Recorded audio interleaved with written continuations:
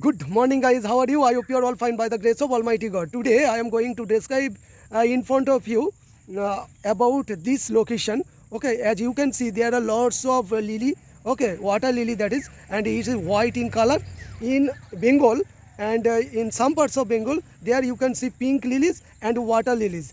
Sorry, white color lilies. And now we are watching water lilies, and water lilies stalk is so soft and it can be cooked. Okay, now I am turning into back camera and describing other things to you. Okay, as you can see, the leaves of this plant is round in shape, and at the edge of the leaf, okay, there is curve like things. And as you can see, the leaves of this plant, okay, is floating in this ditch. Not only the water lily grow, but there are lots of another type of flower grow. As you can see, they are pink in color and look so elegant and beautiful. This flower is look like a funnel.